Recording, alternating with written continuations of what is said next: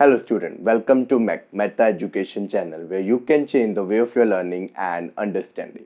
In last video, we have studied about plane mirrors and spherical mirrors. Today, we are going to study some important terms related to spherical mirror. So first term is pole. Well, this is your spherical mirror, concave mirror.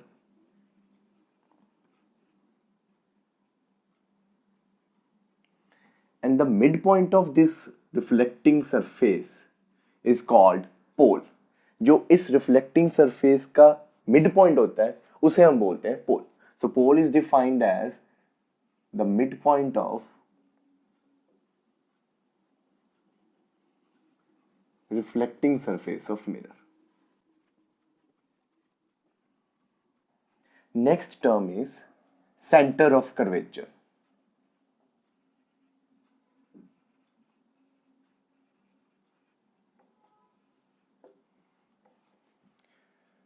Well, अब अगर मैं इस mirror को extend करूं,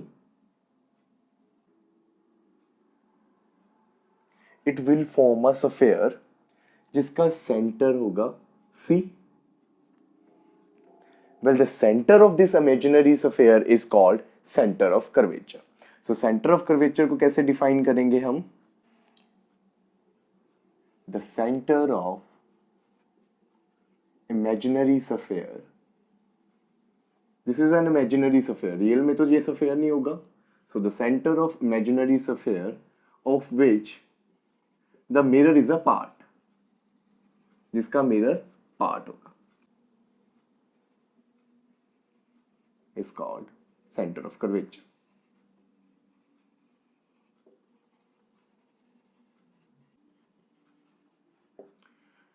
So ये point जो centre of curvature है ये मिरर पे लाई नहीं करता and in case of concave mirror it lies in the left side. On the other hand in case of convex mirror जो इस तरह होगा.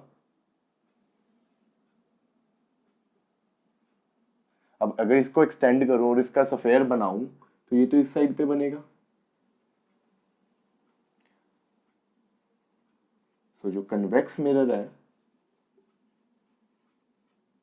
उसका सेंटर ऑफ कर्वेचर होगा राइट साइड पे. तो इस बात का ध्यान रखना. इन case of concave mirror centre of curvature lies in left side and in case of convex mirror it lies on the right side. Next term is radius of curvature.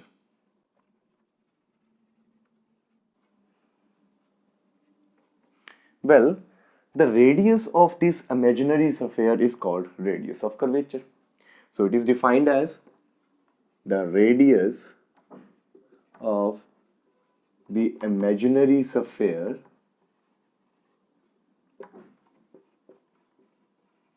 is called radius of curvature.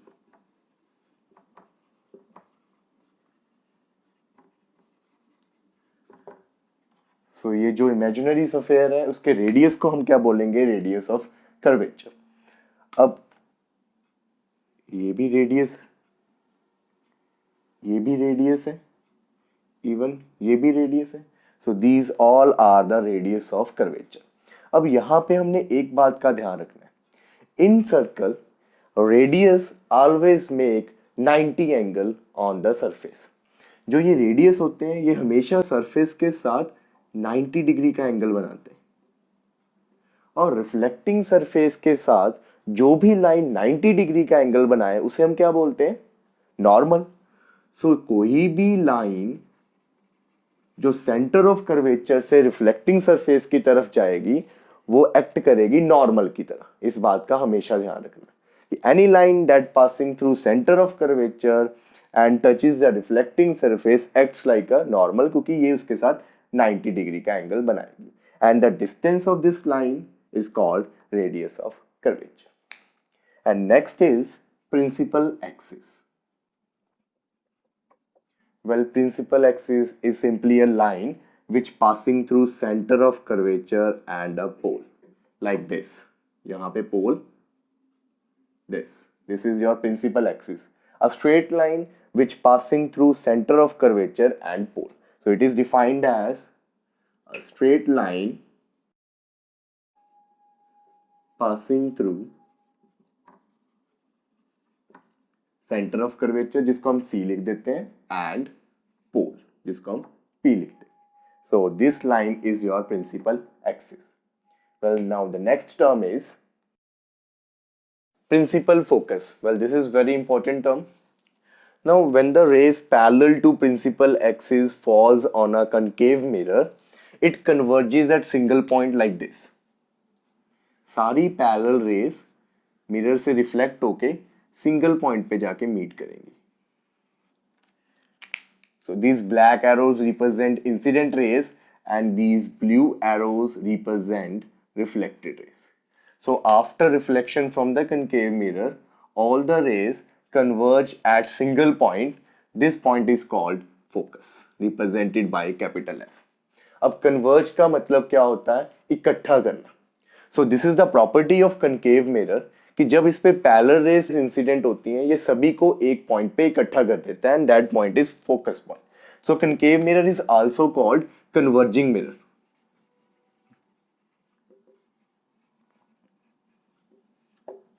On the other hand, in case of convex mirror, when the parallel rays incident on it, it diverges in such a way that the rays appears to come from this point. अब diverges का मतलब क्या है कि ये जो mirror है ये सभी रेस को बिखेर देता है और ये इस तरह बिखेरता है कि अगर हम नोटिस करें तो हमें लगेगा कि ये सारी रेस पीछे से एक पॉइंट से निकल के आ रही है and that point is called focus. तो कनकेव मिरर के केस में ये रियल में उस पॉइंट पे जाके मिलती हैं and in case of convex mirror ये हमें लगेगा कि after reflection that rays are coming from this point which is called focus. तो यहाँ पे वर्ड यूज होगा appear since it is a property of convex mirror कि ये सारी रेज को बिखेर देता है इसलिए इसको बोलते हैं हम डाइवर्जिंग मिरर. सो अगर मैं इसकी डेफिनेशन लिखूं तो principal focus it is a point on principal axis of a mirror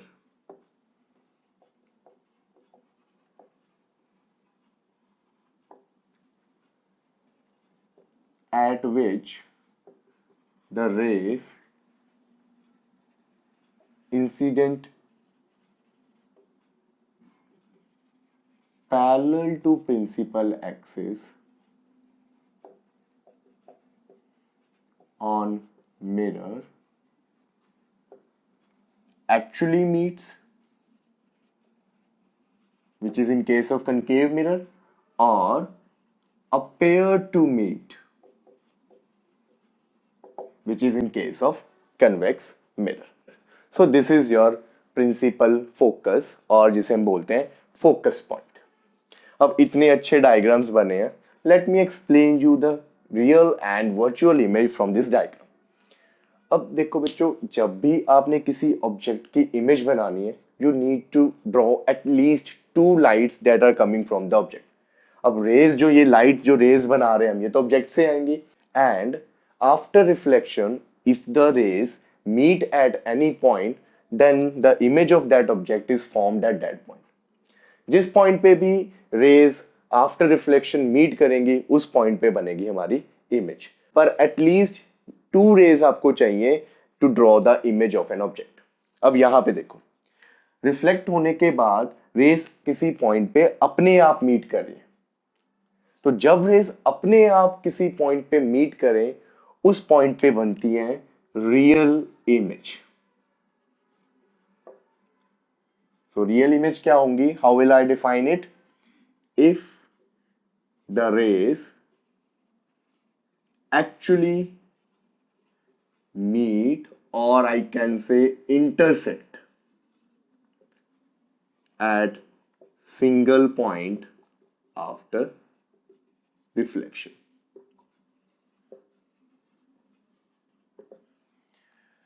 और अगर रिफ्लेक्ट होने के बाद वो मीट ना करें but appear to meet at single point जो इस केस में हो रहा था कन्वेक्स मिरर के केस में हो रहा था कि रिफ्लेक्ट होने के बाद वो मीट नहीं कर रही थी रेस बट ऐसा लग रहा था कि they are coming from a single point that is focus. तो ये रेस खुद नहीं मीट की, हमने इसको एक्सटेंड किया और हमें लगा कि ये रेस यहां से आ रही है। तो जब रेस खुद ना मीट करे और अपेयर हो कि रेस एक सिंगल पॉइंट से आ रही है, तब बनती है वहां पे वर्चुअल इमेज। और वर्चुअल इमेज को हम हमेशा बनाते हैं डॉटेड लाइन से, बिकॉज रेस खुद ब खुद वहां पे नहीं मीट की, हमें वहां पे उसको मीट करवाने की जरूरत पड़ी। So virtual images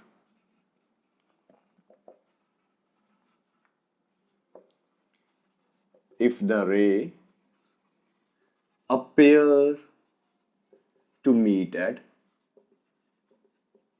single point, वहां पे बनेगी आपकी वर्चुअल इमेज। तो अपेयर वर्ड ध्यान रखना, अपेयर का मतलब हमें जब लगेगा तब बनती है virtual image. Now there are some characteristics that are associated with real and virtual image. With real image your image is always inverted. Real image जो होती है वो हमेशा ही क्या बनेगी, इन्वर्टेड। तो इसके साथ मैं मेंशन कर देता हूं, it is always inverted. Now what is the meaning of inverted? Inverted का मतलब सिंपल सा है कि अगर आप किसी ट्री की इमेज देख रहे हो तो वो ट्री की इमेज आपको इस तरह की दिखेगी, उल्टी दिखेगी। ऊपर की तरफ था ट्रीज, पर इमेज में नीचे की तरफ है। This is inverted image. And virtual image is always erect. जो वर्चुअल इमेज होगी वो हमेशा सीधी ही दिखेगी आपको, मतलब ट्री की इमेज इसी की तरह होगी, सीधी। So real image is always inverted. जहां भी रियल इमेज होगी वो हमेशा इन्वर्टेड बनेगी, and virtual image is erect. And second property is real image is always formed on a screen. अगर आपने किसी रियल इमेज को देखना है तो यू नीड अ स्क्रीन जहां पे ये इमेज बनेगी, क्योंकि ये इमेज मिरर के आगे बन रही है। तो आगे बन रही है तो यू नीड अ स्क्रीन जहां पे ये इमेज बने। सो रियल इमेज जो है ऑलवेज ऑब्टेन्ड ऑन स्क्रीन। जगह कम है इसलिए मैं ऐसे लिख रहा हूं, मैं ये रेज नहीं करना चाहता इसलिए मैं साइड पे लिख रहा हूं। और वर्चुअल इमेज वो तो मिरर के पीछे बन रही है, तो ये तो इमेज हमें मिरर में ही दिखेंगी। कोई भी इमेज जो आपको मिरर में दिखती है वो वर्चुअल होती है, क्योंकि वो मिरर के पीछे ही बन रही है, मिरर के अंदर बन रही है। तो जो वर्चुअल इमेज है वहां पे हमें स्क्रीन की जरूरत नहीं पड़ती, क्योंकि वो हमेशा मिरर के अंदर ही बनती है। So virtual image forms inside the mirror. So I hope आपको क्लियर हो जाएगा कि रियल इमेज क्या है अब और वर्चुअल इमेज क्या है। अगर इस खुद ब खुद आफ्टर रिफ्लेक्शन किसी पॉइंट पे मीट करेगी then it is a real image, and if after reflection हमें लगे कि रेस किसी सिंगल पॉइंट से आ रही है देन उस पॉइंट पे बनेगी virtual image. Now next is your focal length. तो फोकल लेंथ मैं यहीं से समझाता हूं आपको। Focal length is the distance between focus and pole. ये दोनों पॉइंट्स के बीच के डिस्टेंस को बोलते हैं focal length. Distance between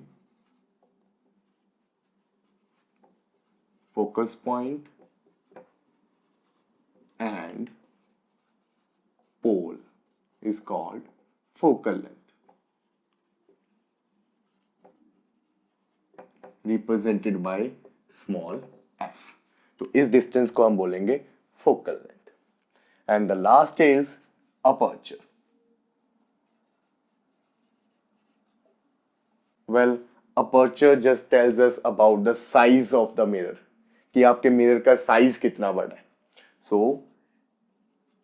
it tells us about the size of mirror. तो अगर मैंने अपर्चर कैलकुलेट करना है तो उसके लिए हम क्या करेंगे, इस मिरर की रिफ्लेक्टिंग सरफेस के and points, let it be m and it is n, इन दोनों के बीच का जो डिस्टेंस होगा उसको कैलकुलेट कर देंगे। So the straight line mn calculates aperture of mirror।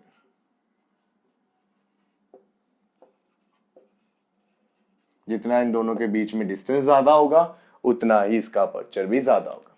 अब कई बुक्स में इसकी डेफिनेशन लिखते हैं the diameter of reflecting surface, क्योंकि आपने रिफ्लेक्टिंग सरफेस के दो एंड्स को जोड़ा है, इसलिए कई बुक्स में इसकी डेफिनेशन को लिखते हैं the diameter of the reflecting surface of mirror is called aperture. So these are the important terms जो आपको पता होना चाहिए इन स्फेरिकल मिरर्स में।